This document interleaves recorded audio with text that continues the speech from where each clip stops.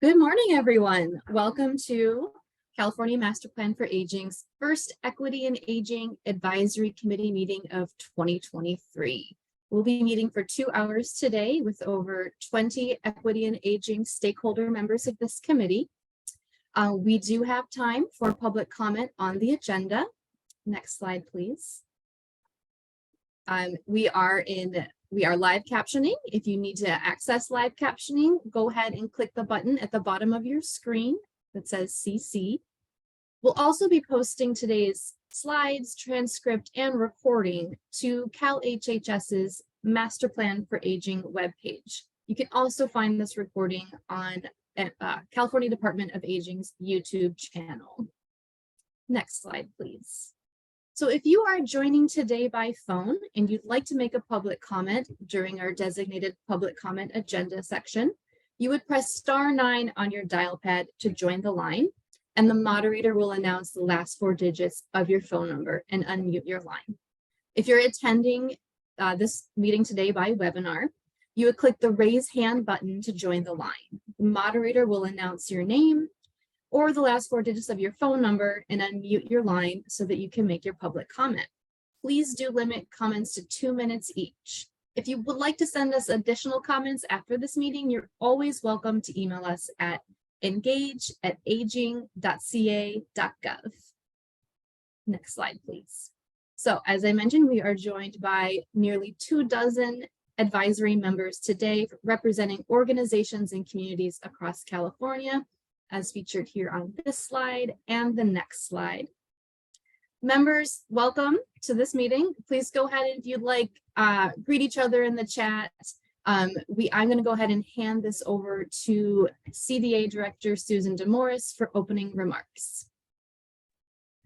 Thank you, Amanda, and good morning, everyone. Happy New Year. Welcome back to the Equity in Aging Advisory Committee.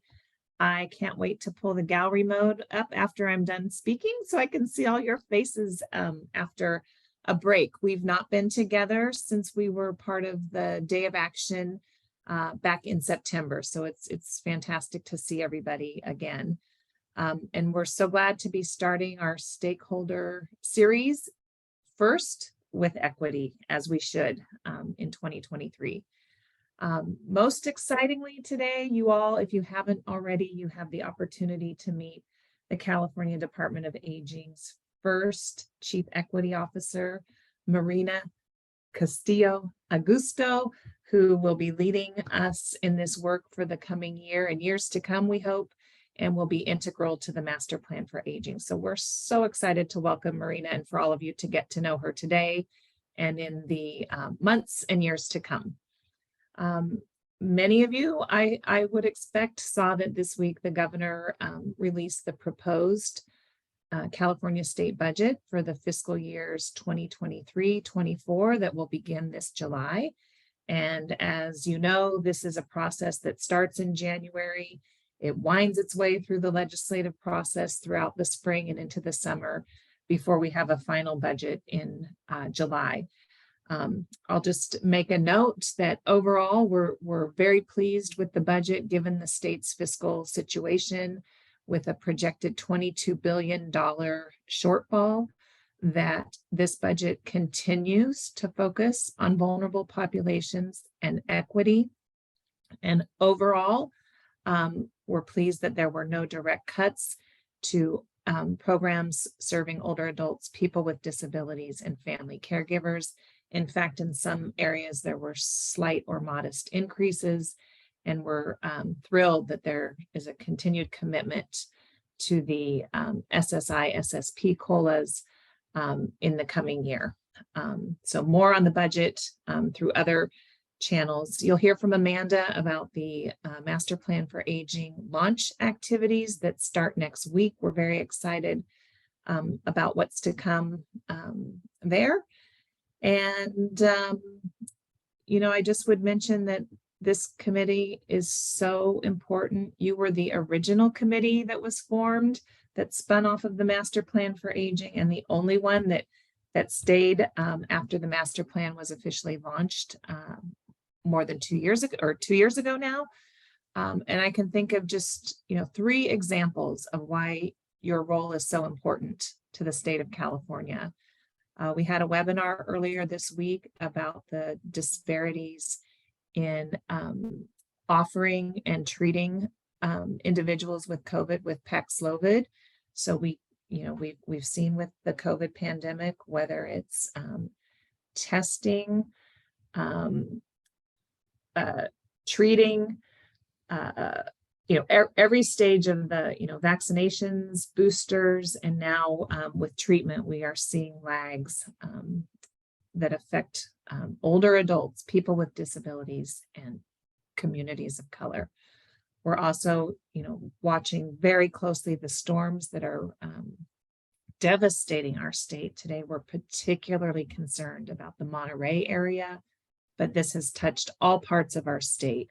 And again, we're seeing the most vulnerable among us, people who are unhoused, being hard hit. Again, older adults being devastated by these storms. And we know that more is coming in the next several days, especially over this weekend. And then last, we're thrilled that at the end of last year, we received word from the Mental Health Services Oversight and Accountability Commission that they will be dedicating $20 million to an older adult programming, and we'll be announcing at the end of this month how that will play out locally. But that's another area where we've seen huge disparities and would welcome your input. So I'll close with that. I'm really excited to see what this committee will focus on in the coming year and what you'll be producing and delivering, and how we can support you and the role that you play, because it's critically important to Department of Aging, Master Plan for Aging, and the state of California. So thank you all for being here today. And I turn it now back to Amanda, I believe.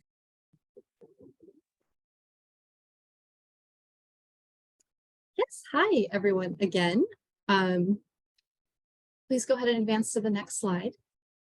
Go ahead and advance to the next slide. Thank you. I'm going to talk a little bit about what's in store this year for the Master Plan for Aging and some upcoming events. So on the next slide, you'll see that on January 20th, we are going to host a virtual gathering to kick off the Master Plan for Aging's 2023-2024 activities. If you could advance to the next slide, that would be great. I hope you all received the invitation. We've been promoting it on social media and hope to have a nice turnout for this 1-hour webinar with the governor's office, with Cal HHS and CDA leadership. Very exciting. We will unveil the 2nd annual Master Plan for Aging progress report. So it's been 2 years already. We have lots of progress to share. We really want to highlight the impact that the Master Plan for Aging is having across the state of California. In addition to that, we will be unveiling our next 2 years initiatives.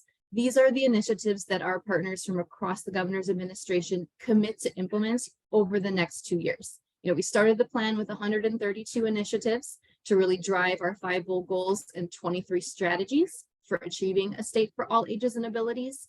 And we're going to be releasing a whole new round of those. So I really hope that you're able to join this event. If not, of course, as always, we will record it and post it to our YouTube page and the Master Plan for Aging's website. Next slide, please. So in addition to unveiling the annual report and the new initiatives, we're also going to be launching a MPA implementation tracker. This is a tool that is publicly available, and it is a searchable database for legislators, stakeholders, anyone in the public, for you to look up progress updates on any of the initiatives that we hosted in the first 2 years and moving forward the next 8 years. You'll be able to search this tracker by lead agency, by goal area, strategy area, topic area. You could find all the initiatives that have legislation or budget investments tied to them. And then you'll be able to download those results. This is just a very easy way, I think, for us to ensure that we are maintaining transparency and accountability through the Master Plan for Aging. and in our quest to deliver results for the state of California.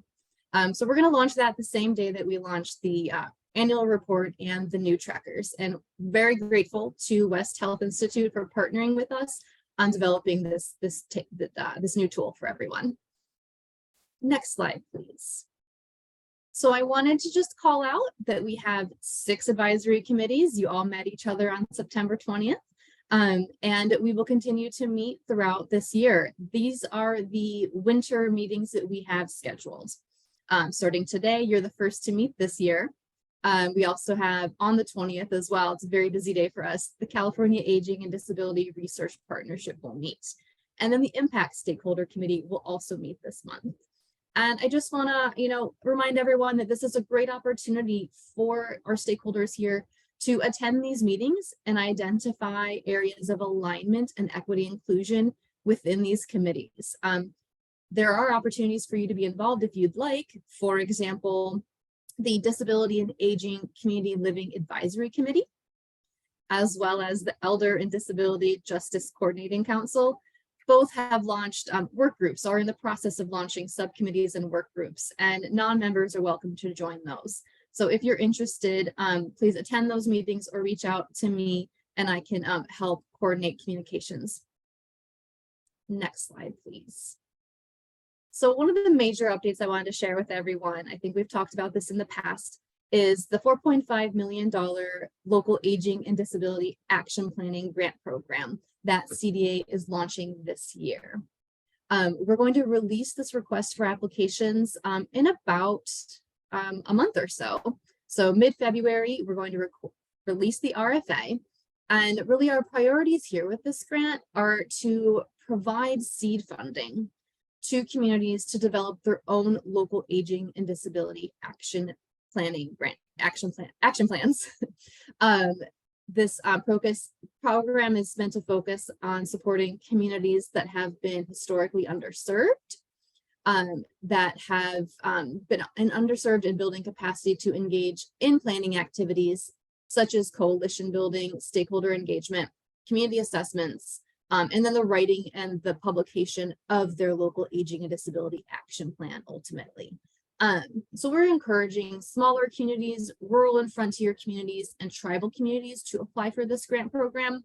The grants will be up to $125,000 per community, and it's totally acceptable for separate communities to band together and apply as a region. So smaller counties might want to band together and apply as a region, or perhaps a couple of cities would like to band together and apply as a region. So we really want to highlight equity and inclusion and ensure that that is part of this program. So successful applicants will exhibit and commit to equity, cultural competency, inclusion, and community engagement principles and practices in their work. We recently hosted a listening session that was online. I know many of you attended and provided excellent feedback to us. So we hosted this session because we wanted to hear from our stakeholders and from the public how they feel like we could build out a robust planning grant program. Next slide shares some of the feedback we received. So we really wanted to ensure that equity was embedded in this grant program, and we leaned on our community members to tell us how. And so what we heard and learned during our listening session was that combating ageism and ableism should be at the forefront of this work, that applicants they need trusted community partnerships. They need to understand the unique needs of diverse population groups. They need specific community engagement strategies to reach diverse populations. They also need to have experience working on projects and initiatives that center on equity. And they need to actively engage in DEI and cultural humility training. And they also suggested that we really support and prioritize those rural, frontier, and tribal communities. We've heard over the last few years that there are limited resources and best practices to share with rural communities when it comes to aging and disability planning. So we really hope to bridge that gap through this program. We also want to prioritize communities that do not already have a plan for aging and disability locally. And we would like to prioritize agencies that represent and serve historically marginalized regions or populations. So while we build out that request for applications, which we hope to wrap up over the next couple of weeks, you are welcome to provide any input you'd like on how we can best ensure that equity is embedded into this program. I think I might have a minute to take questions or comments after this. I'm not sure how we're doing on time. But if you want to raise your hand, I can probably call on you. Let's see here. So I'd love to hear thoughts from this group on how that can happen, or any suggestions you have. But if not, you can always email me. Denny. Hey, Amanda, I'm really excited to hear about the grant program and wondering if you all at CDA have given thought to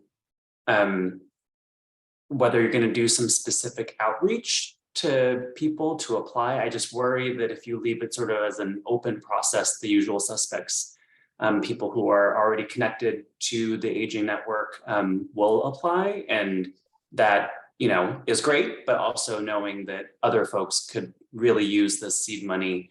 So just wondering if you have any planned sort of specific outreach activities to get a larger pool of people who aren't already connected to this network to apply. That is an excellent question. We want to do our best to not just post this on our webpage and post it on social media and suggest people apply. We actually had a really great turnout at that listening session. We had 300 people register and about 160 attend. So that really does show a lot of interest and a lot of need for this type of funding. So we really rely on our stakeholders like this group to help us get the word out about these programs. So I would love if anyone on this committee could send us suggestions as how we can best disseminate information about this grant program. When we release the RFA, there is approximately 5-week application period for organizations to prepare their applications. But of course, we want people to know about this opportunity before we release that, so they can do some prep in advance. So absolutely open to any suggestions anyone on this committee has for how we can ensure that this information gets throughout California to those historically underserved communities.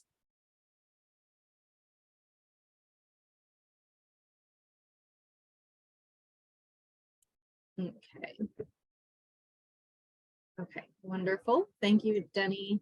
We're absolutely going to keep that top of mind. Next slide, please. Also, just wanted to share that while we release this RFA and launch this grant program, we want to take a fresh look at our master plan for aging local playbook. Another area where I'd love to hear input from this committee. Please send me suggestions, send me resources you have. So we want to update this playbook so it is more inclusive of equity-focused resources as well as disability inclusion. There's also we could use more resources on LGBTQ inclusion, tribal communities. So really, we're going to take a fresh look at this and ensure that this resource, as well as additional resources we prepare for our grantees, have to rely on to help inform their own planning. We don't want folks to have to reinvent the wheel or go searching on their own for lots of information. We want to be able to give everyone as much as we possibly can in one location online. So we also have that Equity and Aging Resource Center on MPA's or on the CDA's page. And so we'll be pulling some resources over from there. You may have seen that in the past. So really open to any suggestions you have about resources that will help inform communities to develop equity-focused aging and disability action plans. That wraps up my master plan for aging updates. And I'm just going to hand it over to Brian Carter for a moment, because he is going to provide updates on a topic that has been of particular interest to this committee, which is digital inclusion. So, hi, Brian, welcome. Hey, good morning. All right. I want to say good morning and Happy New Year, everyone. My name is Brian Carter, Digital Inclusion Project Manager here at the California Department of Aging. I'd like to begin by thanking the Equity and Aging Advisory Committee for this opportunity to share some of the noteworthy digital inclusion efforts taking place here at CDA in response to the governor's executive order in 7320 and in support of Governor Newsom's master plan for aging. A number of California's older adults live on very limited incomes, and many simply do not have the funds to spend on devices and or broadband services that would allow them to remain in digital contact with healthcare providers, family, friends, caregivers, and other service providers and or case managers.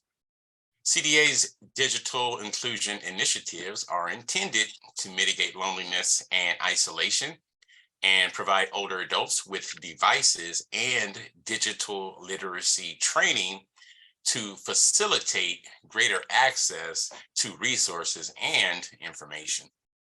So our initial digital inclusion effort is our Connections Health, Aging, and Technology, our acronym CHAT program. Through this effort, CDA has partnered with the area agencies on aging to distribute at least 4,000 iPads with data plans, customized onboarding, technical support, and digital literacy training to older Californians. To date, some 2,225 iPads have been distributed to older adults throughout the state, and some 872 older adults are currently engaging in digital literacy training that is available to them through the CHAT program. This program will continue through December 31st, 2023.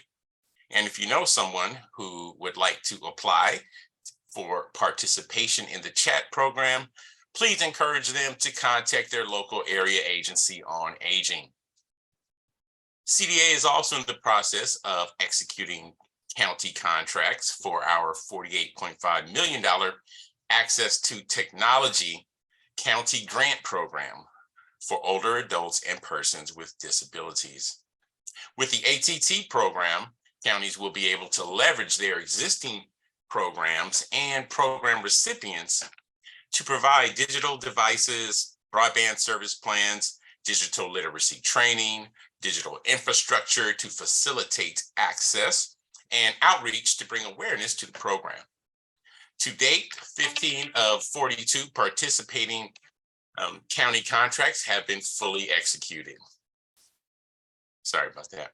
We also are concurrently launching CDA's Digital Connections program, which is a $17 million program to include participants in CDA's Multipurpose Senior Services Program, or MSSP, our Community-Based Adult Services Program, or CBAS, the Department of Healthcare Services Program of All-Inclusive Care for the Elderly, or their PACE, and participating area agencies on aging. This program will include purchase of some 16,000 digital devices and provide digital education and literacy for older adults. The first shipment of 1,750 Digital Connection Program iPads is scheduled to go out on Tuesday of next week. CDA is also partnering with the California Department of Technology, who is the administering entity for the State Digital Equity Planning Program. This is a 52-week planning process to ensure digital equity outcomes are in alignment with the state's priorities. I will be co-chair of the Digital Literacy and Inclusion Outcome Area Work Group. CDA's Chief Equity Officer, Marina, also here with us today, will participate on the Health Outcome Area Work Group. CDA's Assistant Director of the Office of Direct Care Workforce, Renita Polk, will participate in the Economic and Workforce Development Outcome Area Work Group. And CDA Policy Chief Tanya Bautista will be a part of the larger statewide planning group. This process will include extensive statewide and local engagement and output, and the statewide planning group meetings will be publicly noticed and open to the public. If you would like to provide feedback or participate in the statewide digital equity planning process, you can go to CDT's Broadband for All portal, and I will place the link to that webpage into the chat. This concludes my updates on CDA's digital inclusion programs.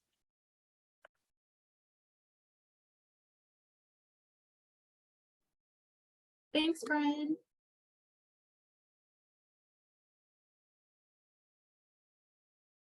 Go ahead and advance the slide, please. All right, thank you, Brian, for joining us and for that update. And Amanda, thank you for your update too. I'm now honored to introduce all of you to Gina De Silva, who joins us as the Chief Deputy Cabinet Secretary in the office of our governor, Gavin Newsom. And Gina's going to share with us insights into the governor's executive order on equity. And we saw it in full force in the proposed budget earlier this week. And Gina, I believe you're here with us now. Yes, good morning, everybody. All right, welcome, Gina, welcome. Thank you. Sorry, I had a little bit of technical difficulty with my laptop this morning, very timely technology failure. But I'm very happy to be here with you all, and I can come on camera now that I figured this out. So thank you so much. Just to add a little bit more about who I am, I've been with the governor since 2019.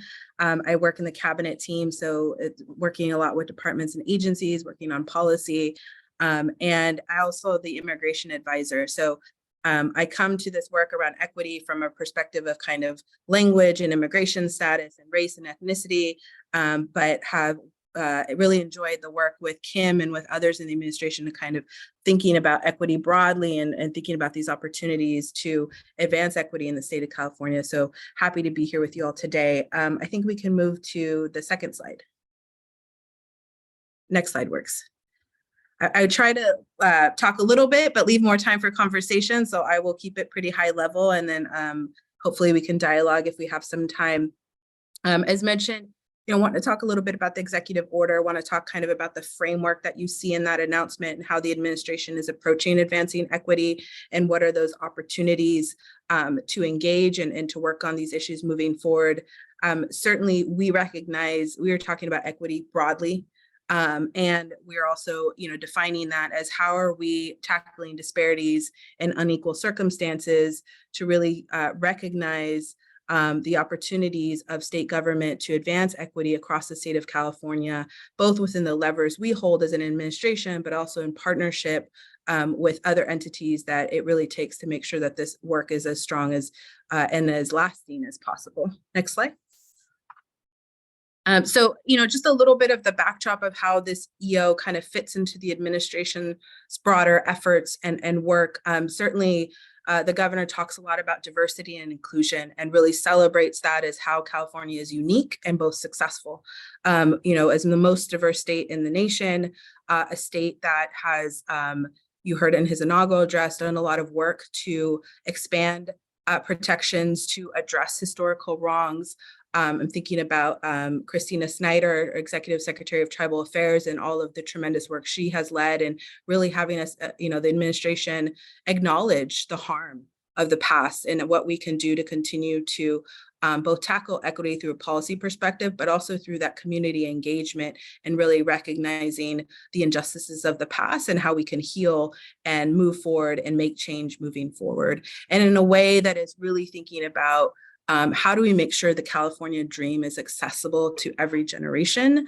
And what does that mean when we're talking about equity specifically, both within kind of the different factors we know around race, ethnicity, age, immigration status, language, and more, but also really about kind of how do we continue to look at these within the scope of policies, right? We have tremendous success in expanding access to healthcare and really addressing and advancing environmental justice, reproductive justice, but there's so much more work to do. We know that these disparities persist, and then how as state government can really use the levers we have to advance equity and to continue to embed this within our kind of broader policy efforts.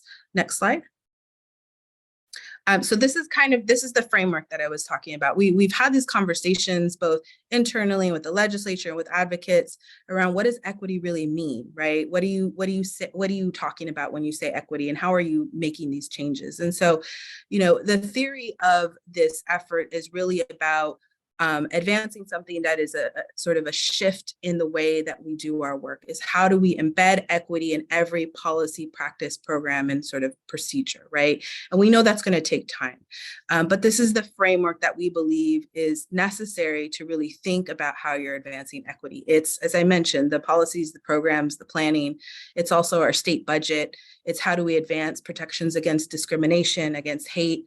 How are we thinking about our language and communications access as a government that, both provides essential services, but is also an essential voice. For example, with the storms that are happening right now, right? A lot of work to ensure we are partnering with community organizations, that we're thinking about language needs, that we're working with local governments around kind of how they are also implementing those approaches. And then lastly, but certainly quite important and significantly, is we're a big employer, right? And so how are we making sure that equity is represented in our practices within the workplace and hiring? And at the core of all of this is a couple of key efforts, which is data analysis, right? How are we using data to really understand where we have gaps? Are we really succeeding in tackling those gaps? And what are we missing that's not where do we need to go further with the data, or have more conversations about what the data is not telling us? And then I think where the data is not telling us is where that public engagement process is so critical, right? How are you engaging with the public, and particularly with the communities that have been historically sort of underserved or marginalized, not included in conversations in meaningful ways? And so really thinking about the opportunities of public engagement and data as sort of at the core of this larger framework around equity. Next slide.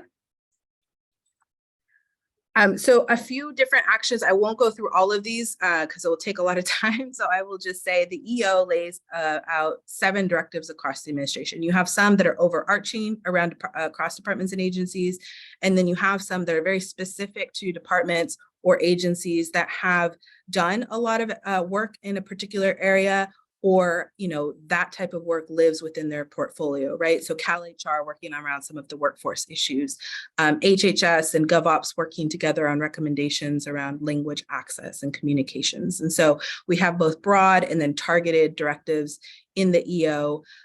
We have a reference to an effort that the Department of Finance recently implemented at the direction of the governor, which is the budget change proposals. These are documents that departments and agencies submit and other entities across the administration submit to the Department of Finance when they are requesting new resources or a change in resources, and they have to lay out their justification for it. And so there's some questions that they should be considering in their analysis that you all can see. These are public documents. And so you can go and look at those documents and have conversations with the department or agency that's proposing that, to kind of dig into those questions around what's your public engagement process? Who disproportionately benefits or is burdened by what you're proposing? Is there a historical framework right here that we should be considering about why this policy was first implemented? And is there any sort of injustices behind that policy? A lot of policies don't just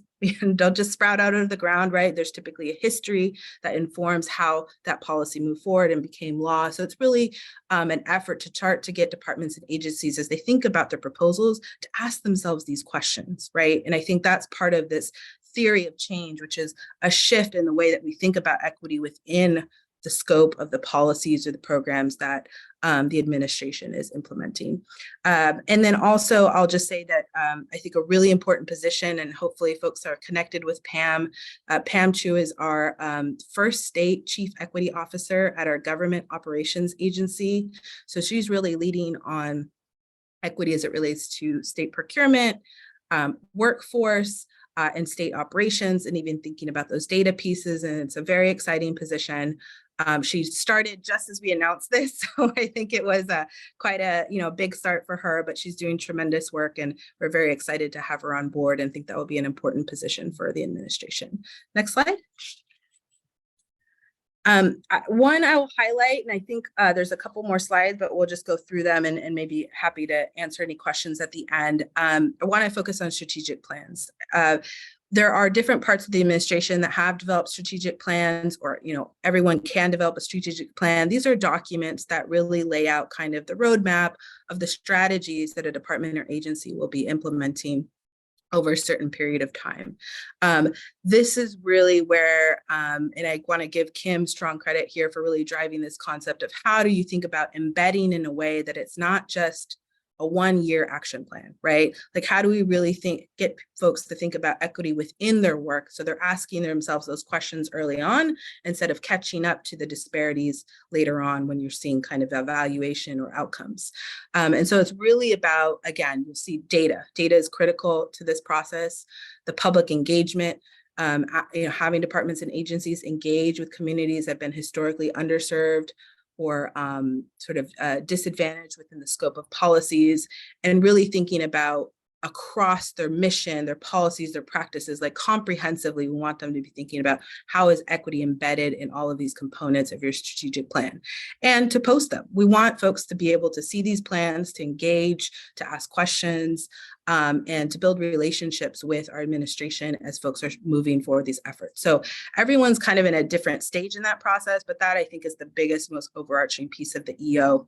The other pieces you see are sort of speak to that framework, some directives around state workforce and accelerating some of the investments we made in the budget around upward mobility, using data, good equity practices around anonymous hiring, making sure that departments and agencies that are going to be drawing down federal dollars or engaging with, those major infrastructure dollars that are rolling out over time, are thinking about how is this process an opportunity for me to engage communities, small and disadvantaged businesses that maybe are not traditionally part of procurement or engaging in these federal award opportunities. And so having them develop some plans, working with our infrastructure coordinator to look at those and to move those forward. Procurement is such a critical opportunity. So really making sure that our departments are trained in ways that they can make sure that they're leveraging procurement power as an opportunity to invest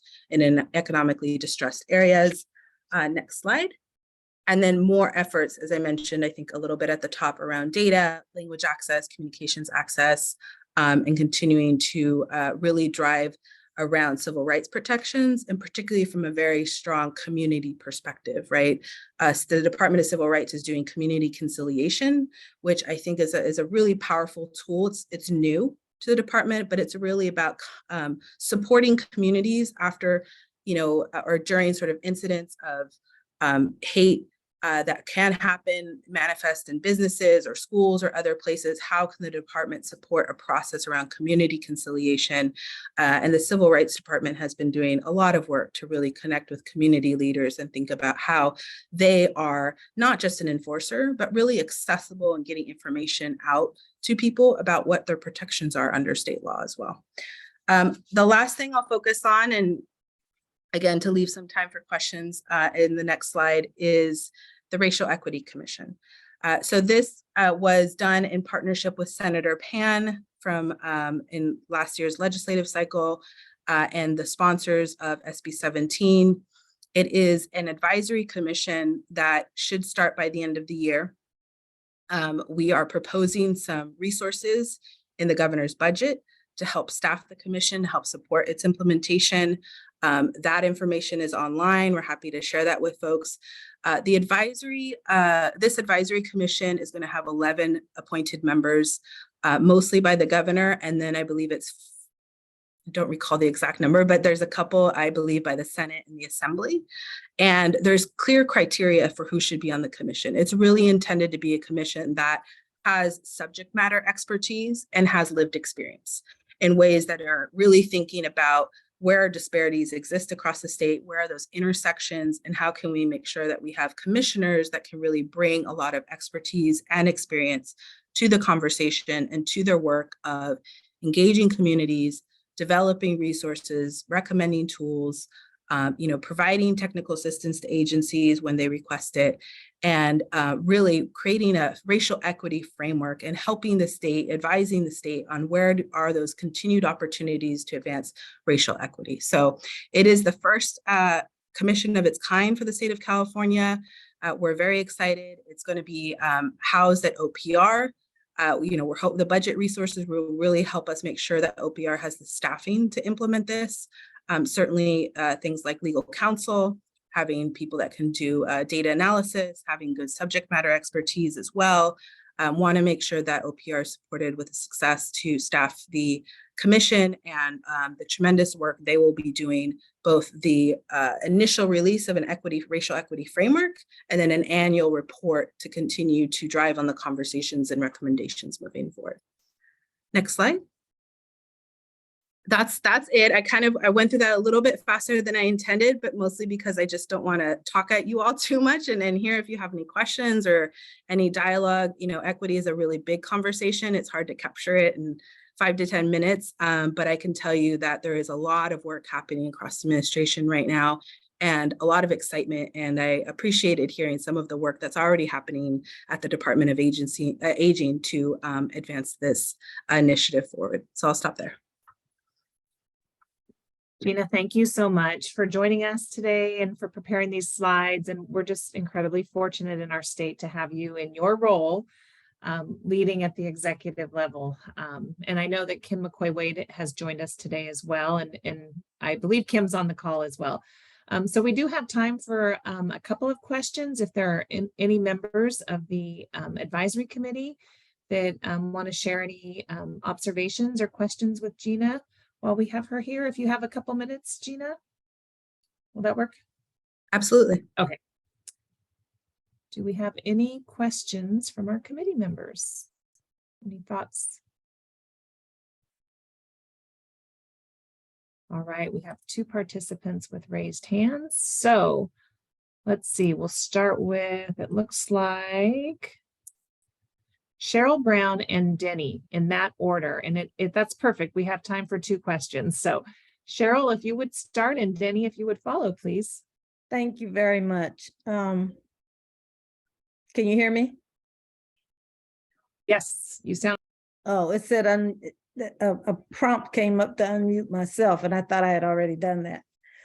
I just wanted to know more about the Racial Equity Commission.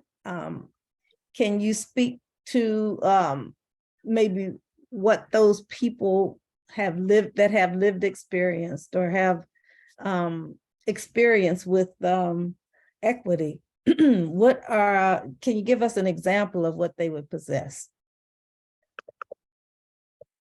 Absolutely. I'm making sure I get this all right as I'm looking at the EO. So there's both the subject matter expertise, specifically kind of around policy with racial equity and intersections around, broadband, climate change, disability rights, education, food insecurity. I mean, there's quite a list in the EO. I won't list it all out, but it's really about how do we have folks who have experience with analyzing, implementing, or developing public policies that impact racial equity with that intersection around particular policy scopes, right? And that was really coming from the sponsors of SB 17 and the community process that helped develop that language. And so we really took that exactly as it was proposed in SB 17. Also, with regards to the lived experience, is how are these individuals a member of or representing an equity-focused organization or impacted community? So really thinking about members of, the disability community, the immigrant community, women, LGBTQ. It's very kind of, there's both specific language around expertise, but I think it's just overarching of kind of, we want folks that have experience doing this successfully, right? On the policy side and really being successful with racial equity with regards to, implementing and actually making things work. But also want to make sure that we have a very diverse state, right? And there are a lot of factors and life experiences that help make these policies stronger. And so that's represented a little bit in kind of how are these individuals also a member of communities that have experienced inequity, inequality, and that's listed a little bit in the EO itself. And I'm happy to share a copy of the EO with the department or with the committee via the staff, if that works. Thank you. I'd like to have that. And welcome. Thank you. Thank you. Denny. Great. Thank you, Gina, for coming, and thank you for that great presentation. My question is focused really on the emphasis around state planning processes and procedures. And from my perspective, this committee is really important because we're really thinking about equity throughout the lifespan, and thinking about the ways in which those inequities and structural discrimination accumulate over someone's life, such that the strategies needed to address that discrimination might be a little different when you're older as opposed to someone who's younger, as well as the higher rates of disability in communities of color. And so I'm wondering how, I read the EO and I listened to your presentation, I'm wondering how in the implementation of the executive order, specifically around planning and the emphasis on programs, how are you all thinking about that? How are you all capturing that sort of, that when you're thinking about aging and disability and equity in that context, that can look a little different, and not just sort of a pure focus on race equity at its core. So I'm just wondering if you can speak a little more to that, because I think that's where this committee really is interested and focused on. And so, how are you sort of thinking about and capturing that experience of discrimination over the course of a lifetime? Yeah, no, I really appreciate that point, and really thinking about it's not sort of one factor on its own, right? And so I think there's a lot of ways that we're doing this. One, having this tremendous expertise, both committees like this committee, the leadership of the director of the Department of Aging, right? That expertise, that experience can be brought to conversations within the administration. We're not just having siloed conversations, right? We're talking together, we're talking across portfolios, we're talking across sort of expertise, like bringing Kim into conversations around aging and disability, me into conversations around immigration and language, and not having siloed conversations, having one conversations and kind of discussing these different, to your point, these different factors, these different considerations that maybe require different strategies. I don't expect everyone to have that down pat immediately, right? It takes time. And, certainly we're in an environment, unfortunately, where fiscally we have some challenges, at least right now. But that doesn't mean that we can't have these conversations where we're starting to really help inform the work of other departments and agencies, leaning on each other where we have strengths and certain areas of expertise, as you've discussed.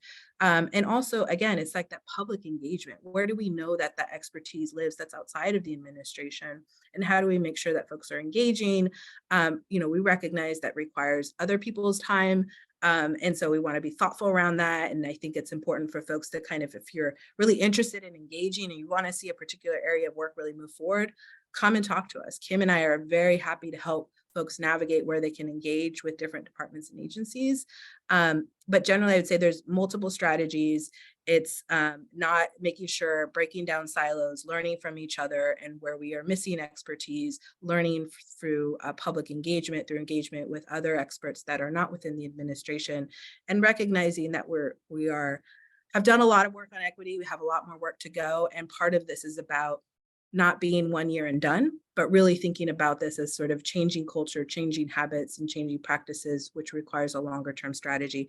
And I'll turn to Kim. Kim, if there's anything else you wanted to add to that. No, I'm just enjoying the conversation with all of you. Thank you for the question. Well, Gina and Kim, thank you both for joining us from the governor's office. We know what a busy, busy, busy week this is for both of you. And I think it's just true testament to the commitment from the highest level at our executive level that we have a focus on equity as well as aging, disability, and Alzheimer's, and that you're both here today to join us. So thank you. And We agree. It's just not one and done in 1 year. So, we'll continue this conversation with both of you through this committee, this advisory committee, and other channels. So thank you both for being here today. And I will turn it now over to Sarah Steenhausen, who will introduce you officially and formally to Marina. Okay, hi. It took me a minute to find my unmute button. So it's so wonderful to see all of you today and to be meeting for our first Stakeholder Advisory Committee meeting of the year. And it is my real honor and pleasure to introduce to you CDA's first Chief Equity Officer, Marina Castillo Augusto. Marina is going to talk to you a bit about her background, what brings her to this work, but I will tell you that we were just absolutely delighted to have her apply for this position. I think she embodies exactly what we need in a chief equity officer, a tremendous background in stakeholder engagement and a real personal commitment to equity. So we're just so excited to have Marina in this role, and she really will be the one leading and staffing the efforts of this committee. So look forward to having her meet all of you and engage with you in the months to come. So with all of that, I'd like to turn it over to Marina. Welcome, Marina. Thank you. Thank you, everyone. You can go to the next slide, please. It's a pleasure to be here. First and foremost, I'd just like to thank Susan and Mark and Sarah for giving me the privilege of being CDA's first equity officer. I'm humbled and deeply grateful for the opportunity and do not take this role lightly whatsoever. Anytime I serve in a leadership position, I'm reminded of the level of responsibility I carry for all unheard voices and unseen communities that continue to suffer, but I remain hopeful that through strong leadership that I'm already seeing at CDA, and commitment, that change will happen. And I want to be part of that change. In working with various stakeholders over the years, one of the first things I like to do is just share a little bit about who I am and what brings me to the table and to this work. I feel this is very, very important in just relationship building. I'm a Latina woman who's the first generation college graduate in my family. I'm a daughter of farm laborers who worked in the surrounding fields in Solano and Yolo counties. I'm a graduate of CSU Sacramento who utilized the Education Opportunity Program for financial and academic support. I hold a bachelor's degree in criminal justice and a master's in counseling. I'm married to a partner with a disability and have 3 biracial children, one of which endured a traumatic brain injury about 2.5 years ago. I have worked for the state of California for 26 years. For my first year, I didn't think I was going to survive due to all the bureaucracy, but I did, with the majority of my work focused on underserved and underrepresented populations. Prior to my work with state service, I worked in the nonprofit sector with victims of crime and in anti-human trafficking efforts. A fun fact about me, or one of my hobbies, includes for the last several years, I've been studying curanderismo, which is a traditional Mexican healing system that holistically treats disorders through religious, spiritual, and health-related means. My life and work experiences have exposed me to the many injustices and gaps in our systems, but it's also what drives me to act and to be part of the solution. Next slide, please. This next slide really outlines the role and responsibilities of this position.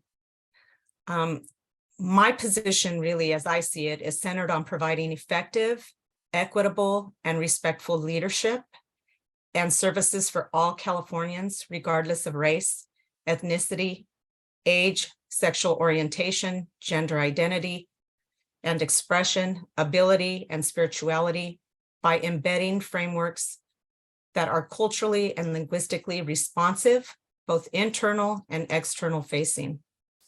Moreover, as outlined above, I'll be involved in looking at our systems approach to doing business related to operations, administration, policy, and programming. In working with this advisory body, I hope together we can build a brave space to have courageous conversations about making equity a priority and to focus our work with intention and action. I will be involved with helping to lead and implement the Racial Equity Action Plan, which is internal facing, to help grow diversity, equity, and inclusion knowledge departmental wide and enhance the diversity of the workforce. Being able to monitor and evaluate our equity work will also be key. So that's another aspect of my role and responsibility. And lastly, I'm very excited about being the lead person to bring on CDA's first tribal affairs liaison, so we can engage with our tribal partners and learn from their wisdom. Next slide, please. Many people have asked me, what's my vision? What's my aim? What's my, what am I going to get done in the first 100 days, or what are my aspirations in this position? I think my vision is pretty simple, but when I think about it in my head, I'm like, we have a long ways to go. But again, I'm optimistic with your support and with the community engagement piece that we can really be leaders, not only in our state, but in our nation. My vision is to embed equity in the way we think, engage, plan, execute, and assess. This is accomplished through building equity strategies into all high-level decision-making, having dedicated financial resources, a governance structure that manages this work across the department, identifying the disparities and inequities and prioritizing them, confronting institutional and systemic barriers, including racism, and by staying in touch and grounded through our partnerships and engagement with consumers, community members, and users, and other underserved diverse stakeholders, where equity is not an afterthought, but woven into the fabric of how we here at CDA do business. My aim is thought leadership with impact, cultivating a culture of inclusivity, accessibility, and belonging within CDA that creates long-standing legacy, contributing to equity for all. Next slide, please. I wanted to list just a few efforts. So as most of you know, I think you know, I've been here a month, and I'm very excited because folks in the department have reached out and said, hey, would you like to be a part of this? Come talk to us. And so I'm getting to know faces and people, and very impressed with what I've seen so far. But I just wanted to talk a little bit about some efforts that are happening and I'll be involved in. The first at agency level, at the California Health and Human Services agency level, is the JEDI Committee, which is the Justice, Equity, Diversity, and Inclusion Committee. And here is a space where we bring health equity officers such as myself into a space where we could talk about the elimination of systemic racism, removing barriers to access, and driving social and health equity across 12 departments and 5 offices that fall under the umbrella of CalHHS. CalHHS also convened a language access work group in 2020 to develop a policy framework for the provision of language assistance.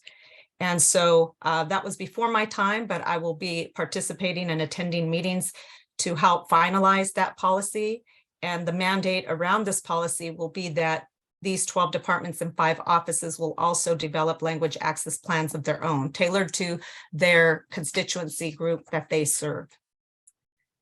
The next on the list is the Racial Equity Action Plan, which is, as I mentioned previously, an internal facing plan that really outlines concrete actions that CDA staff will take to achieve racial equity in our organization, processes, operations, and programming. It's a 3-year plan. It began in 2021 and will end in 2024. I hope at a future meeting that we, once finalized, that we can share that with you all, and so that we can work in alignment in many efforts. CalGrows is another area that I was recently involved in as a reviewer. It's a $55 million investment.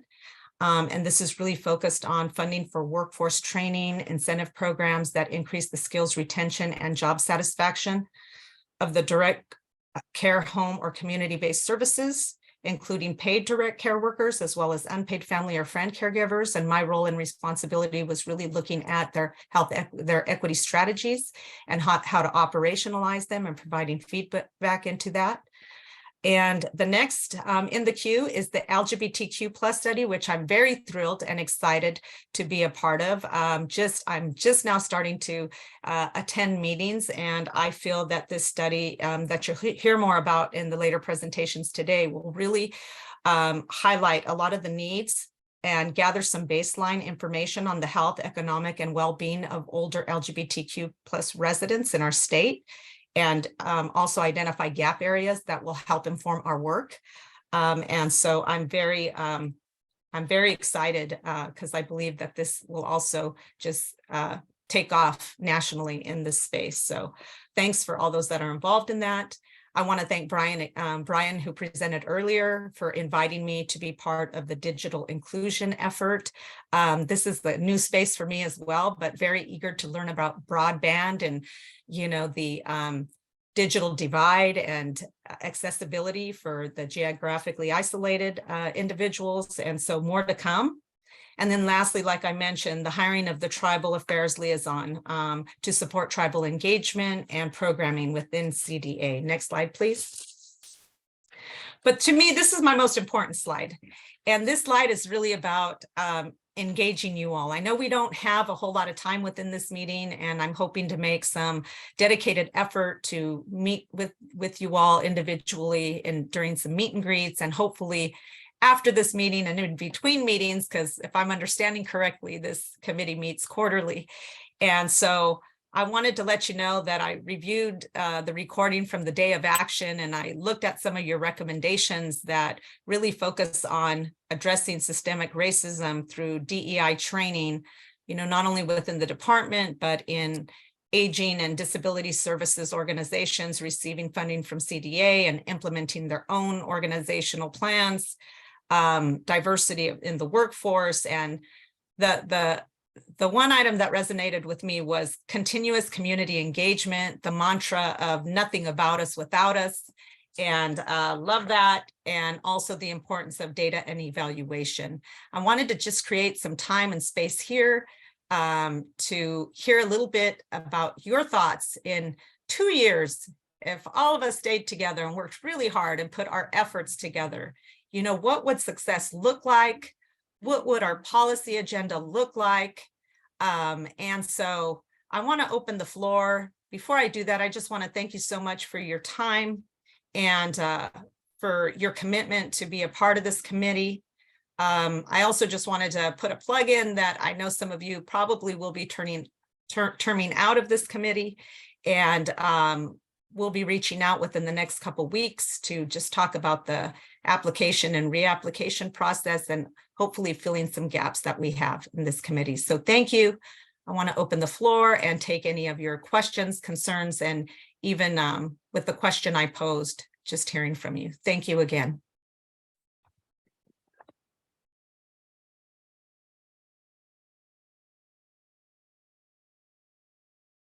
Well, thank you so much, Marina. We would love to hear from all of you. I know that it's going to be wonderful, Marina, for you to start meeting individually with each of the members. And I know yesterday we had a great time meeting with Denny and talking a lot about kind of his thoughts on the committee, but would love to hear from any of you, questions you have of Marina, thoughts you have about the work of this committee and your interests and ways to utilize our time well. And of course, that can be also for a conversation at a future date, but just really would love to hear from any of you.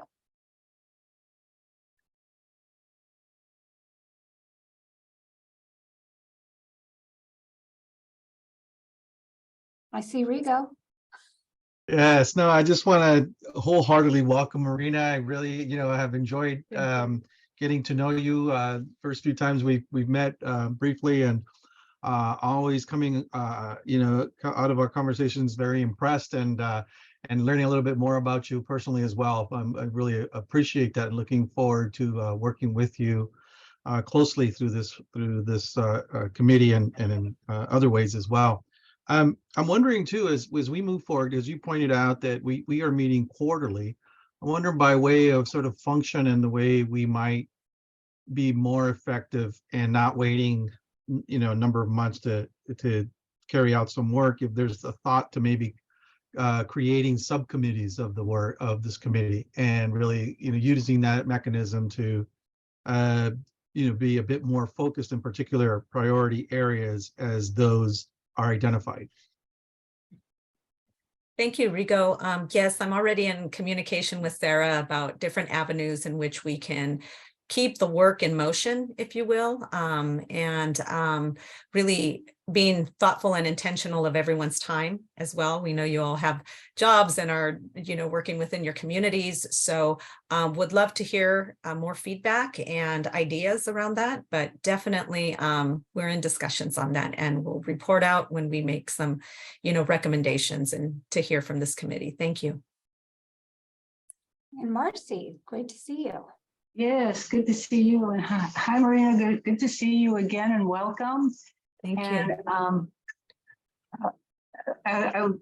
Rigo just mentioned one of the things that was on the top of my list, and I think it would be great if we could have meetings, committee meetings.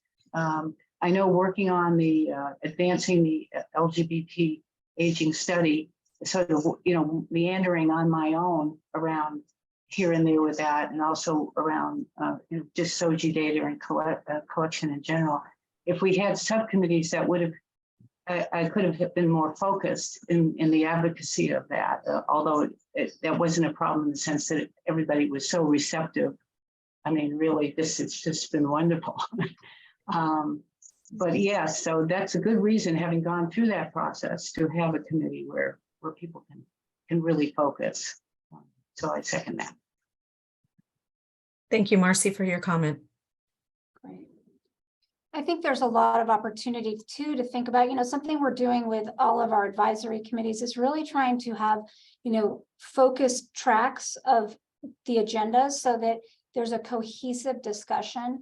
And I think that we've seen that really where we're able to engage all members of the committee, have the members doing the presentations and giving their advice and guidance to the state. And so I think that we will work with all of you in thinking about how to structure the work of this really critical committee, not only for our quarterly meetings, but also for the work in between. So really appreciate you giving that some thought. And of course, I know that Marina will be following up, as you said, Marina, with information on indicating whether everybody on the committee is still interested in serving, given that many of you have been on for 2 years now. And then we will give a lot of thought to where we need representation on this committee, and would welcome your input on that as well.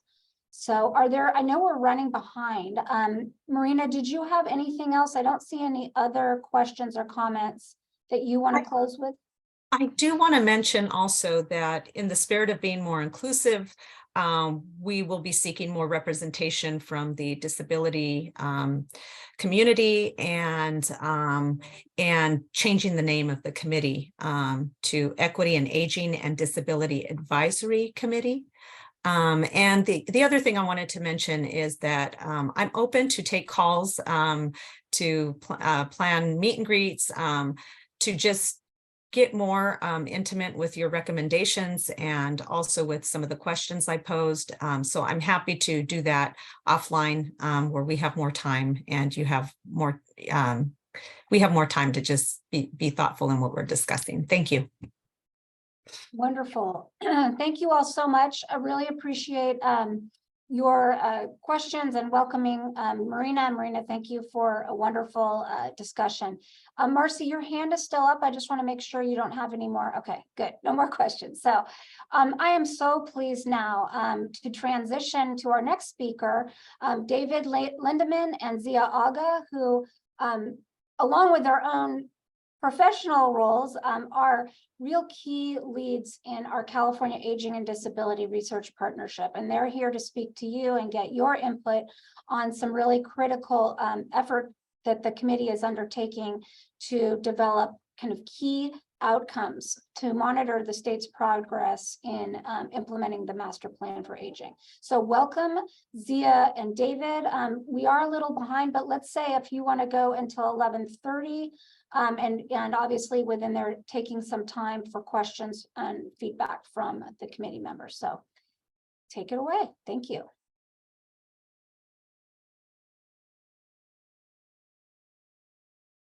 Hi, Sarah. I think David is unmuted.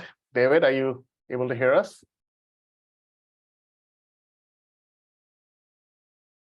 Okay. Maybe he's having some technical difficulties. We had divided this talk so David could start and then I would jump in the second half, but I can kick it off while David is getting his slides sorted out. But first of all, thank you so much to Susan, Sarah, the Equity Committee for giving us this opportunity to share with you what we are doing with our California Aging and Disability Research Partnership, the progress that we have made, and then more importantly, to get input from this committee around data that will help us really understand some of the disparities and equity gaps that we want to highlight. So can you go to the next slide, please? You can go to the next one. Okay, so like most committees, we had the chance to come together and present our recommendations at the day of action. So I'm going to go over those recommendations right now. We came up with 4 recommendations for our committee to work on over the next 2 years. And the first one was what we called identifying beacons, which is now sort of being more appropriately being termed as key outcomes. And really these beacons or key outcomes are population-based or person-based measures or goals that we can all agree on for each of our master plan, associated goals or the 5 goals that we have. And then associated with those goals are drivers, and drivers are the activities or the actions or the policy programs that are being implemented that will allow us to hit those goals. We also want to establish a research consortium, really a public-private partnership. And the hope is that this research consortium is going to help us do both qualitative and quantitative analyses of existing data, but also potentially of new data to help us identify gaps in data. And I think that's a critical issue when we talked about equity. It was presented by speakers before us today that is an important area. And we recognize that there are many gaps in our data today, and we'll give some examples of that. Next slide, please. We also want to identify some priorities and reduce barriers to appropriate access to data. So today, there's tremendous amount of data, both at the state and federal and even in private data warehouses, but it's very difficult to have access to that data. So how can this committee make recommendations so that that data can be accessible and usable and be timely? Sometimes it can take researchers 2 to 3 years, or even the state agencies 2 to 3 years to get access to data, and by that time it may be stale. And then we want to continue to support the development of a state research and data function and ensure that these data sets are designed with the whole person and equity perspective in view. And we can talk more about that. I heard already that there is, from the governor's equity action plan, recommendations around data, and I couldn't agree more that is exactly the type of policies we need to help us ensure that data on disparities and equity is not sort of buried, but is visible. Next slide, please. David, are you back on? Do you want me to keep going? I guess. I think we've lost him. Oh boy, okay. Yeah, just keep going until he hops back on. He must have gotten cut off. No worries. Thank you. The nice thing is that we work together as a team, the whole committee, and so we can fill in for each other. So here are some of the next steps that we presented at the day of action and that we've been working on refining with the whole committee. One is to sort of continue to build on the recommendations. So the 4 recommendations that we had provided, to engage with stakeholders, including the other committees, because on the day of action, it was very enlightening for me to hear that of all the committees, our work sort of spanned across each one of your committees.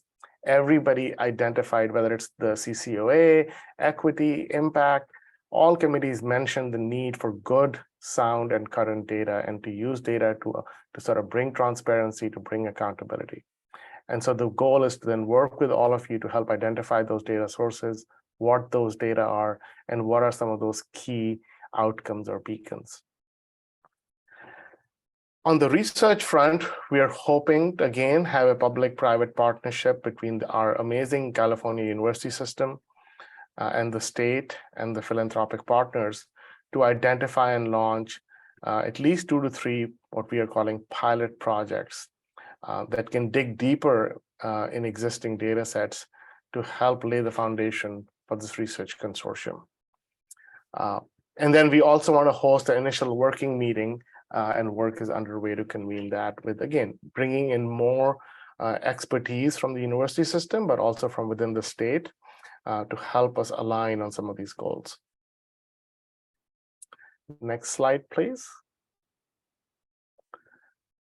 Okay, so here are some getting a little bit more into the meat of the presentation. We have been working with the CDA leadership and then also within our committee to help identify what we would say right now is a straw man of priority recommendations. And we've organized these across the MPA goal areas, and then we've also identified certain stakeholder groups. Now, this is not all inclusive, but these are the groups that we have started in conversations with. And we function as a committee by, this came up in the previous presentation. We meet obviously as a full committee, like the meeting you are having today, but we also meet every month on the first Tuesday as a working group. And more recently, we've also created some subcommittees. So there are 3 subcommittees right now that are meeting more frequently than that. So that allows us to sort of keep a steady tempo of work.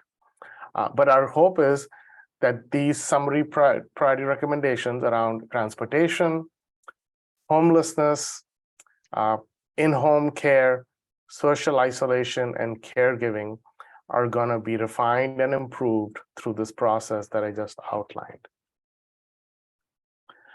Of course, these key outcomes will have to also then get approved by the state. We will make recommendations, and we will provide different options or different sort of examples of how these outcomes could be identified and measured, and how the data can be used to, again, look at equity, look at disparities. You want to bake that into all of these outcomes from the get-go. David, are you back? I am, Zia. Thank you. No worries. So David, you tell me, we can keep, you want to take over from the next slide and we can sort of tag team? The next slide that David can talk about is really the thoughtful process we're going through in terms of, what are some of the criteria we want to use for identifying these key outcomes. And apologies to everyone, power dropped out and had to switch to a whole new system. Always good for technology. But good morning. Thank you, Zia. Thank you, Marina and Susan and Sarah. Love to pick up on this. And first, just a comment to complement all that we've heard before from both agency and the department. And congratulations, Marina, for participating.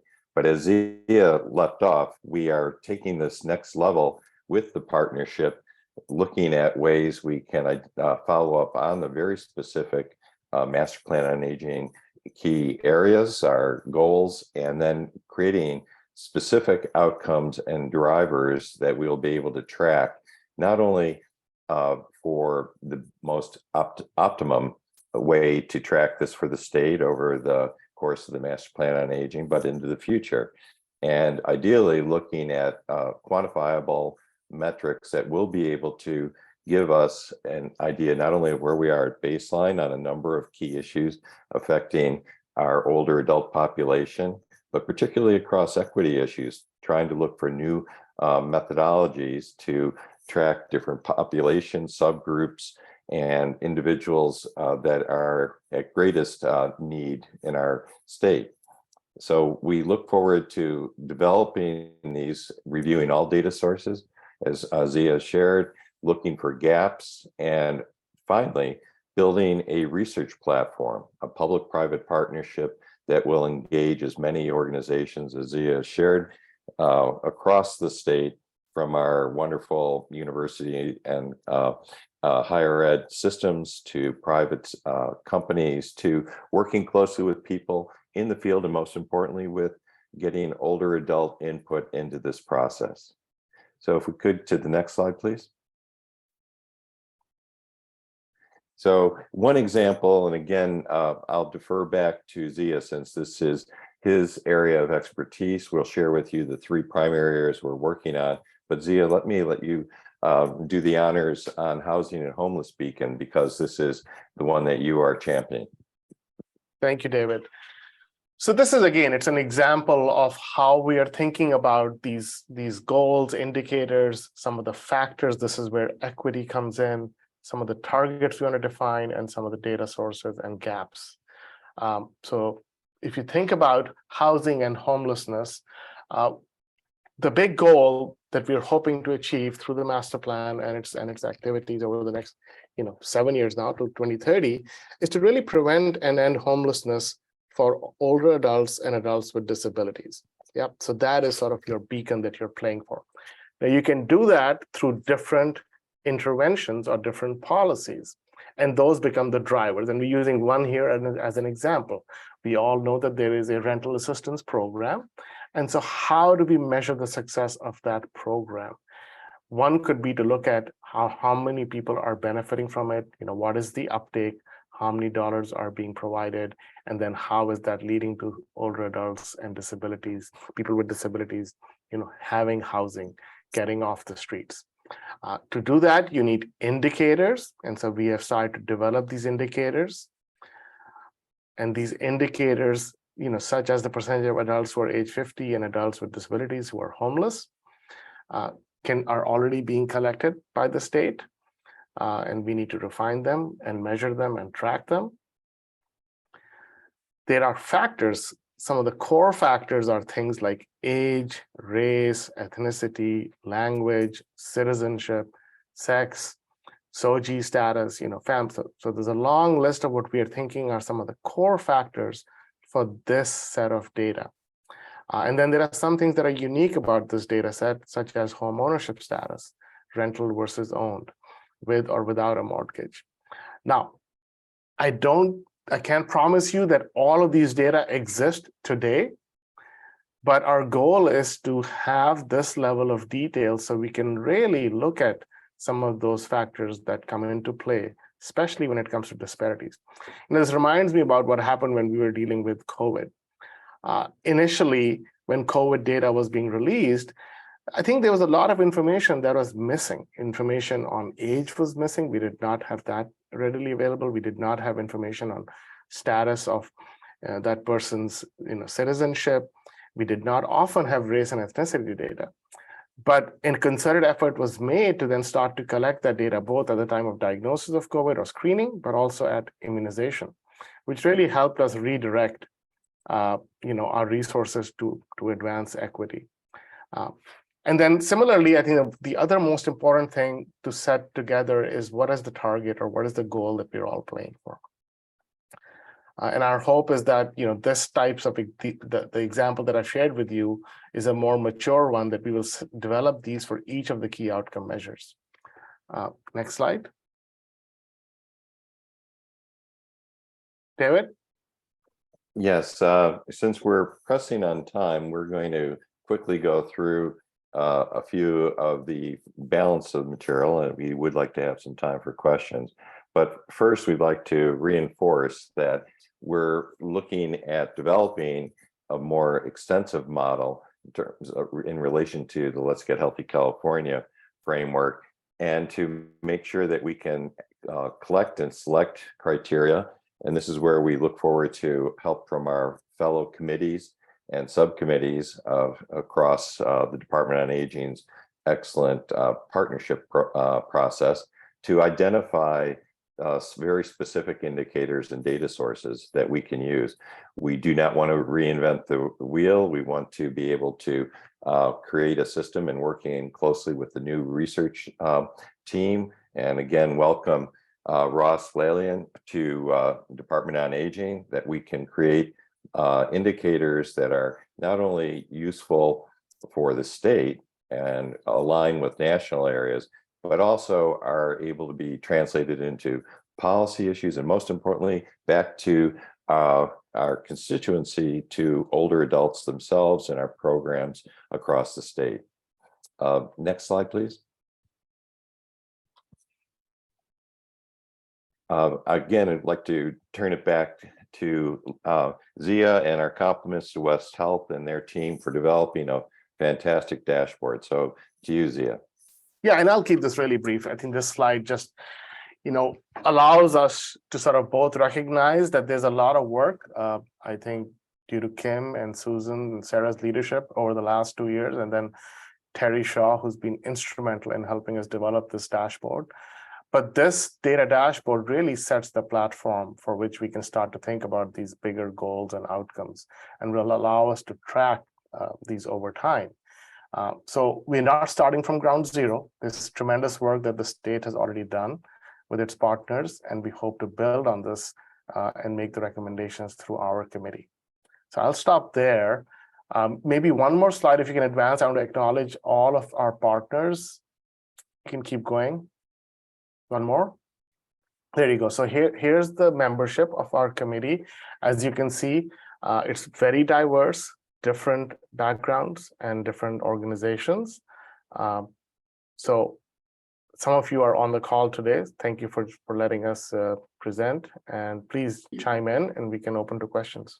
Great. Well, thank you so much for that wonderful overview, Zia and David. And I think what's so critical about this effort, I know it probably sounds confusing for folks to understand how the key outcome indicators relate to the data dashboard on aging, but I think a very simple way to say it is that these key outcomes are so important because they give us a way to not only assess our progress in implementing the master plan, but also to set targets and benchmark. So we can look at long-term and how we are progressing and how we're really impacting the lives of older adults, people with disabilities, and family caregivers in the state. So your input is really important. This certainly is not the only time that you have to provide input, but we would welcome any questions right now, any thoughts, any other suggestions that you might have. So I'll just open it up to that.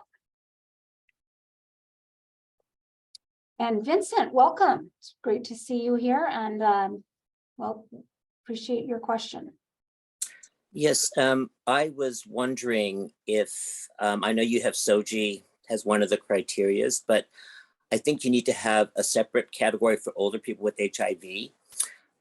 That information is easily accessible through the Office of AIDS or and also through many of the DPHs. But since they are one of the populations that have been named, with significant health needs or disparities, but in the aging realm, there's not a lot of questions or ways to track that. And so it's not reflected. But I think there's a policy institute in Southern California, but they said 70% of people living with HIV in California will be over the age of 50. I think by the end of 2023, I can send you that demographic so you know where that source was. But I do think that needs to be reflected so you can see how programs are serving, because if it's just under SOGI, a lot of times it gets lost. Thank you, Vincent. Yeah, if I could, Sarah, and Sarah, thank you for framing it so perfectly. But Vincent, that's exactly the type of input that this CADRP is looking for, so that we can identify those gaps in data and key areas, because there are so many groups that need to be represented, and that the department over the balance of the decade and beyond will be looking to making sure are not left behind. So thank you for calling that out for us. Absolutely. Wonderful point. Thank you, Vincent. And Donna Benton. Hi. So glad to hear from this group, because also being a member of the group, I really appreciate the work that's being done. One of the things that I want to that we have to still do is, we know that even for homelessness, that we find that a high percentage of people have a history of being family caregivers. And so wherever we can, we need to continue to develop how we're going to measure either history of caregiving our current status on caregiving, because when you do interviews, it's just amazing. And there's data out there to show that very often they were former family caregivers at the same time. So that has turning into a risk factor across the board on other areas too. And I know Thank we you, don't Donna. have that there. This is one of our gaps, but I always like to bring it up. Absolutely. Wonderful point, Donna. You always really are so impactful in figuring out how we can embed the caregiver's perspective and all this, and particularly in these key outcomes. So look forward to your continued input on that. David or Zia, anything else to add to that? No, I thank you, Donna, for bringing that up. I think there may be are opportunities through CHIS or other tools to bring that data in. I think one of the difficult but also really interesting or exciting thing personally for me is the ability to like fuse these different data sets, because you'll never have one questionnaire or one survey that addresses all these needs. So just like in the previous example, you mentioned caregiving, the HIV data, these data exist, but in different siloed sets. If we can start working towards making recommendations that bring it all together, then it's so much more powerful. Absolutely. So we are a little short on time, but if there's one more question, we're happy to take it.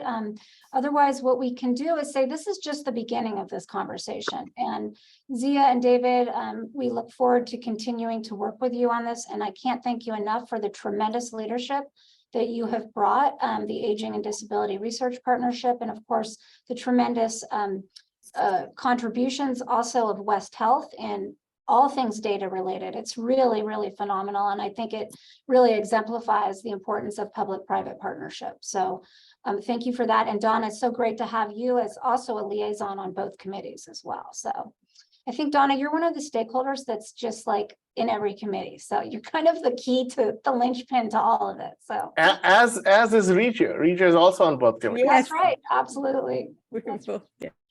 Rigo is too. Thank you for that reminder. I appreciate that. And Sarah, if you don't mind, just Yes. one comment, not only to thank you for the leadership and you and Susan in this area that has allowed this whole group to continue to move, but again, having leadership such as Cheryl at the Commission on Aging and Marcy, who has led this whole effort, and we'll hear how it's really expanding into true impact. Where I think what we've seen is phenomenal collaboration and new opportunities to partner across the state. So we thank all of you.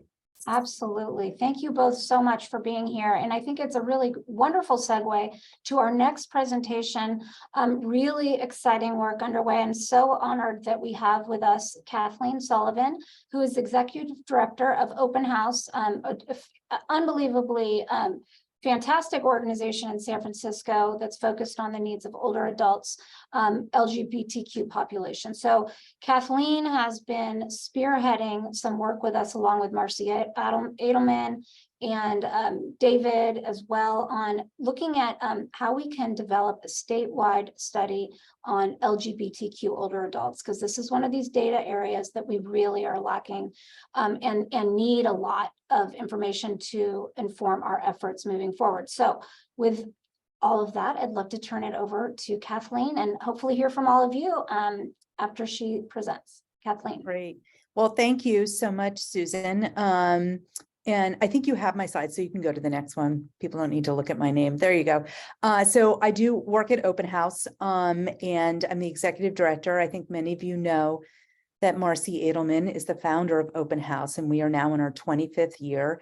And we provide services program for LGBTQ elders in San Francisco, as well as housing. And really I think when we look at our work, it's really about building community. So it's great to be here. And you can go to the next slide, actually. I want to talk for a minute. We're going to talk about the LGBT aging experience very briefly, but the reason I'm here is because we started conversations with Sarah and Amanda, and David has been very instrumental in those conversations, as well as Marcy, about the lack of baseline data. Knowing what the aging experience is for LGBTQ Californians and how it would be very beneficial to service provision But also just policy, developing programs, seeing what works, what doesn't work. So I wanted to talk a little bit about who are we talking about just in terms of the population itself. You know, estimates do vary widely with this population, but the Census Household Pulse Survey has shown that there are 2.7 million LGBT people in California, and about just over 9% of adults in California identify as LGBTQ. And while we don't have data here in the state, Vince mentioned something about the population of people who are HIV positive. And that, you know, I just remember working in Los Angeles and, you know, I think it was 30 or 40% of the population that was HIV positive was 50 and older. And, you know, that was 10, 15 years ago. And we're like, hey, people need to start paying attention to this. So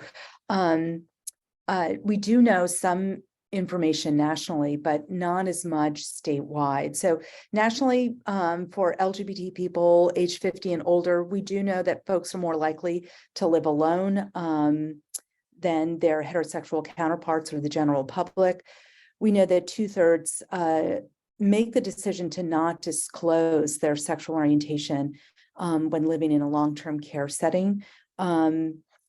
Every report that I've ever seen, and I've been studying this population for a number of years, my background is I'm a gerontologist, but in every report that I've ever seen or every study, whether it's a small community-based study or something that is a national study like the Caring and Aging with Pride research study, we've always seen self-reported higher rates of disability and comorbidity with LGBT people and when they're compared to their heterosexual counterparts.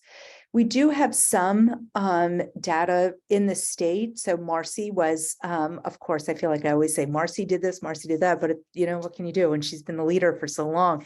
But Marcy really led a great study during the pandemic to look at the mental health needs of LGBT people in San Francisco, and found for these older adults that they had higher rates of depression, isolation, and suicidal ideation than pre-COVID or pre-pandemic. So it's not like we don't know, it's not like, you know, we're starting tabula rasa, but we don't have, you can go to the next slide, thanks. We don't have baseline data on the aging experience for LGBT Californians. So just pointing out again what Vince was talking about, we don't have statewide data on the aging experience of long-term survivors of HIV/AIDS. We don't know what the aging experience is for transgender Californians, particularly access to care or barriers to care and services. We don't have data on what the impact of COVID-19 for midlife and older adults from the BIPOC and API community are. And then while we do have some anecdotal evidence, and the state has been great, really, the state has done a good job in talking about and implementing the collection of SOGI data, particularly at the AAA level for their planning surveys. It's still important, you know, we were talking about just a moment ago about how there's a lot of information that's really siloed. So DPH is collecting from some SOGI data, AAAs are collecting SOGI data. What we're proposing is that we have one baseline study, which actually will help us have a better understanding of what this aging experience is for this community. You can go to the next slide. And what we're proposing, or what we have been speaking about with Susan and Amanda and the rest of the staff, is to develop a community-based study based on the model that was developed in Oregon. And that model really leveraged both the strengths of the community, but then also the strengths of the state to really have a better understanding of the needs, barriers to care and services, but also looked at the resiliency of LGBT Oregonians age 50 and older. Obviously, we talk a lot about the Master Plan on Aging, and it's a great framework for us, and that fits within the Master Plan on Aging. I think it's the third priority. I think I have that right, but I don't have it all memorized. But in terms of priorities around diversity, equity, and inclusion. Got it right. And I did get it right. Okay, good. I don't have everything memorized, but I do have my Master Plan on Aging behind me, so I could have looked it up. And our goal is to really develop that baseline information on health, economic stability, and well-being for older LGBTQ residents of California. So we can identify those service gaps. And really and I was part of the group in Oregon that worked on developing that study. We want to make sure that we're really oversampling the BIPOC API community, as well as rural and frontier community members, so that we have enough power when we're actually doing the statistical analysis to have a very good sense of what the experience is and what the gaps are in services that are being provided or not provided. You can go to the next slide. Thank you. And if I'm talking too fast, just stop me and we'll have time at the end to ask questions. Some of the key components, and this is based on what we were successful doing in Oregon, is that we started by developing a statewide coalition. And we worked with LGBT senior centers, local and state agencies, as well as local service providers, and actually created something called the LGBT Aging Coalition in Oregon.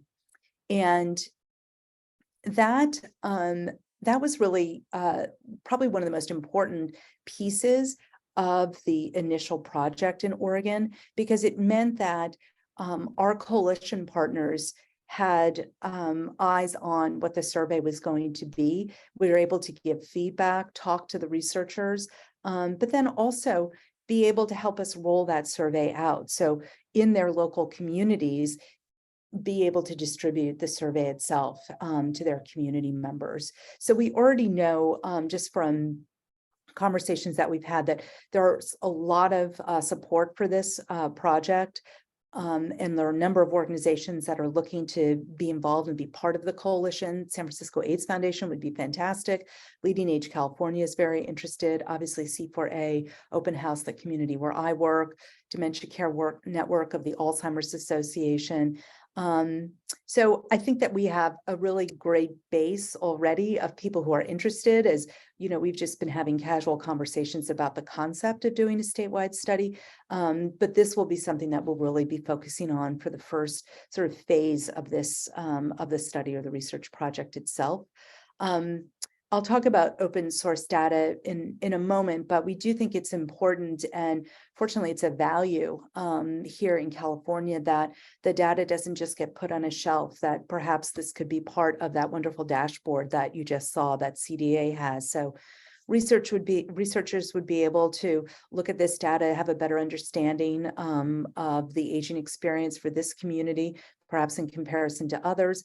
But then also local communities would be able to use this data perhaps to provide funding or to be part of a funding package for developing service programs for their community members. The survey will also be informed, and this again is based on what we did in Oregon, by an LGBTQ advisory committee. The process that we used was the coalition proposed folks to be on the advisory committee, and those folks will have the opportunity to really go item by item or question by question over the survey, give feedback. So we are sure that we're hitting as many points as we possibly can in what the aging experience is, everything from healthcare, mental health to transportation, housing, et cetera. And then we want to make sure that the survey is out in the field for a good amount of time. I think our proposal right now is for 4 months out in the field. That just means people have 4 months to fill out the survey. We're really taking the experience of Oregon, which I actually was surprised by. We did both paper surveys as well as online surveys, and those were translated in 4 different languages to ensure that we were really meeting the greatest number of people in the easiest way that they could find to actually fill out the survey. But what they found was of the 1,400 who completed the survey, only 1 person did it on paper. So we're proposing to do both again here in California, because not everybody has access to the internet. but out in the field for at least 4 months. And then we will be doing presentations and report outs to local communities. And that's important because we don't want to just do a survey and then walk away and never talk to people again. We want to continue to keep people engaged. You can go to the next slide. Thank you. And, it's great to have this baseline data, but like I said, this isn't a proposal to just do a study and put it on the shelf. We really want to have policies and programs that are taken from the knowledge that we're going to be gaining, whether that's, and these are just a couple of examples, but expanding training across healthcare and aging networks to better serve older LGBT community members. We've certainly found at Open House that working with medical providers on how to provide care to transgender older adults has really been eye-opening for a variety of medical providers. So learning, expanding trainings, recommendations for priorities around public and private programs, as well as interventions that could reduce barriers to care for LGBT folks. And maybe, what they found in Oregon is that some regions need specialization or regionalization for programs. Development, again, of open source data so that folks can contribute. So with this, we'll contribute to the dashboard, but also provide resources for and opportunities for California researchers. And then finally, just policy, having a policy working group. And, my hope is that this work that we do to develop the coalition will be something that's an evergreen coalition. So there will really be sharing across the state with organizations. If someone has a great program, they can create a toolkit and support perhaps a rural organization that doesn't have as many resources at their disposal, but perhaps developing a policy working group that really works across sexual orientation, gender identity, but also takes into account ethnicity, race, HIV status, etc. And we hope that, and this is what David can really speak to if folks have questions, that this potentially could be a model of how to get baseline data with communities that are underserved within the landscape or in the ecosystem of service provision. So that's the quick overview. I hope I didn't speak too quickly, but I'm more than happy to take questions. So clear and wonderful. We have about 3 minutes for questions before we open it up to public comment. And again, as with our prior work that was discussed by Zia and David, this will be an ongoing discussion and opportunity for any of you who are interested to be part of this process. For example, Zia has been messaging me and offering up West Health to also be part of this team, which of course we welcome always. So anyone else, please let us know and we will continue to engage this committee on it. But right now, any questions from anybody on the committee or comments? Marcy, do you want to make any remarks given that you are the kind of leader of this whole movement? Well, I do. Thank you. First of all, I just thank you, Kathleen. That was such a beautiful presentation. And I have to always say to you, I'm just so grateful that you were here at Open House to do the work that you can do. I always say to Kathleen, she's the person of the generation I've been waiting for, who actually has done LGBT housing, has done LGBT aging research and so on. And so she's arrived in California at the right time. And I also just want to thank everybody on this committee and in this department that actually made this possible and has really been open to really providing the kind of data we need to bring the programs and services and policies we need to LGBTQ older Californians. And so just thank you to everybody. Thank you, Marcy. And just so everybody knows in terms of where we are in the process, we are currently working to identify the resources. So it's not like this has been launched. It's still a work in progress, but we are moving forward. And I think we are all determined to make this happen. So Vincent, I see your hand raised. We'd love to hear from you.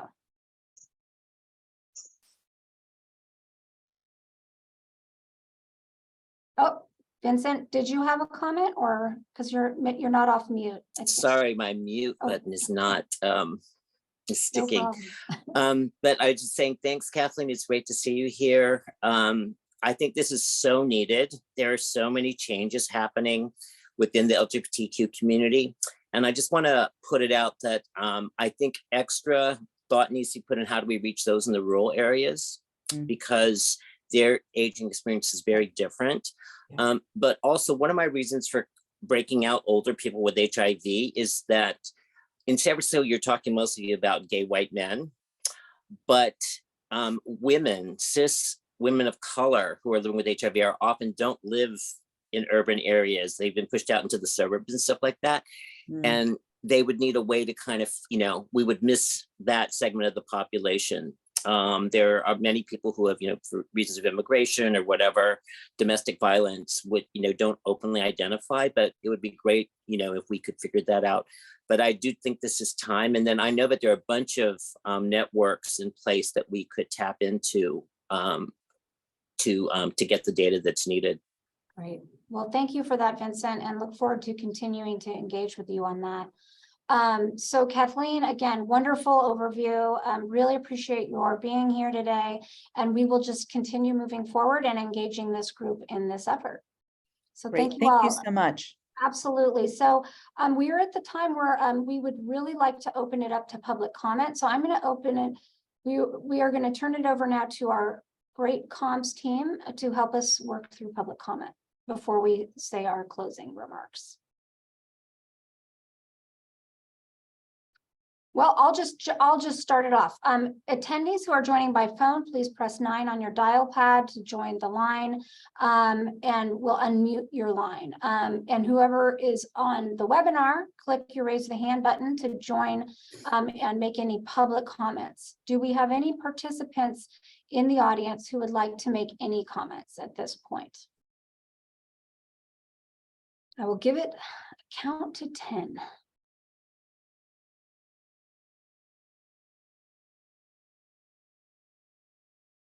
Okay.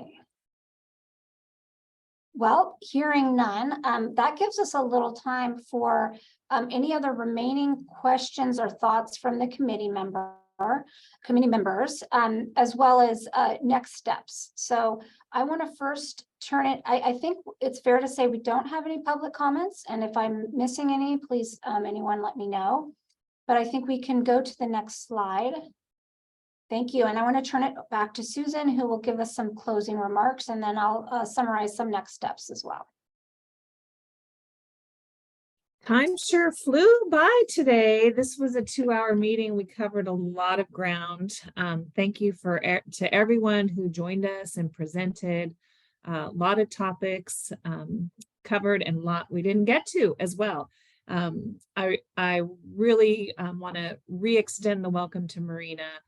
It is just an incredible privilege and a testament to our administration that we have the resources dedicated to her position and the team that she will be building around her. And I just want to reiterate, Marina made herself available. So in these settings, when we're moving quickly through an agenda, there's not always time to share, but please feel free to reach out to Marina. We welcome feedback, we welcome input. We want these meetings to be a good use of advisory committee members' time as well as the public. And we look forward to focusing our agenda in the year ahead and really honing in on the topics that matter the most in 2023 to this group. So thank you everyone for joining.